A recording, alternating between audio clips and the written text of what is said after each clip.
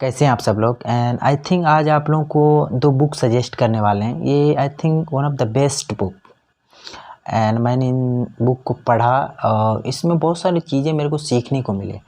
First of all ये जो book है आपको हेल्प करने वाले हैं बहुत सारी चीज़ों में।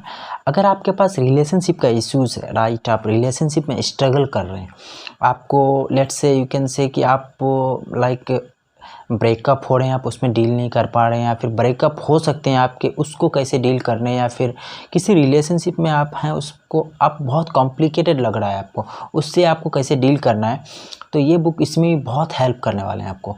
अगर आपको कैरियर इश्यूज़ है, आप सोच रहे हैं कि मेरे को कौन सा कैरियर में जाना है, राइट, मेरा इंटरेस्ट क्या है, पैसन क्या है, बहुत सारी चीज़ हैं आपके पास, आप बहुत स्ट्रगल करते हैं उसमें, अगर इस चीज़ में आप फंसे हैं तो इसमें भी आपको बहुत हेल्प करेंगे बुक। और थर्ड थिंग ये है कि हम लोग अभी के टाइम में बहुत ज़्यादा ही अपने आप को सेल कर रहे हैं एडवर्टाइजमेंट के थ्रू। हम लोग को पता नहीं चलता है कि कोई एडवर्टाइजमेंट आता है, हम लोग उसमें एटलीस्ट उस चीज़ को ख़रीद लेते हैं। तो ये जो टाइम है लोग एडवर्टाइजमेंट पे बहुत ज़्यादा ही पैसे खर्च करते हैं आप, और उस एडवर्टाइजमेंट पे आप इन्वॉल्व होते हैं। तो इससे कैसे डील करने, ये भी चीज़ इसमें बहुत डिटेल्स में समझाया गया है। आई थिंक कि ये बुक आपको सबसे ज़्यादा आपको एटलीस्ट आपका थिंकिंग इम्प्रूव कर रहा है, आपको एक रियलिस्टिक थिंकिंग में लेके आ रहा है कि आप एक्चुअली में हो क्या। तो आई थिंक ये बुक आपको पढ़ना चाहिए। ये बुक है द रूडेस्ट बुक एवर।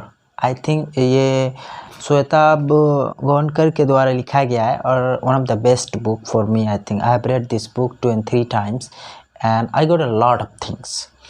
सो अगर आप पढ़ना चाह रहे हैं तो आप ये बुक पढ़ सकते हैं। सेकेंड बुक है आपका, आई थिंक आई कैन सजेस्ट कि ईट दैट फ्रॉग। ये बुक लिखा गया है ब्रेन ट्रेसी के द्वारा। ब्रेन ट्रेसी एक अमेरिकन ऑथर है, बहुत अच्छे ही है। और ये बुक का सबसे बड़ी खासियत क्या है, ये बहुत सिंपल लैंग्वेज में लिखा गया है। आपको ये बुक पढ़ने में बहुत इंटरेस्ट आएंगे, क्योंकि ये बुक आप जब पढ़ेंगे तो आप ये सोचेंगे कब ये फिनिश करें। तो ये बुक इस पर डिपेंड है कि लोग अपनी लाइफ में प्रोक्रास्टिनेट बहुत करते हैं। वो सोचते हैं प्रोक्रास्टिनेशन की वजह से वो अपने गोल को अचीव नहीं कर पाते हैं।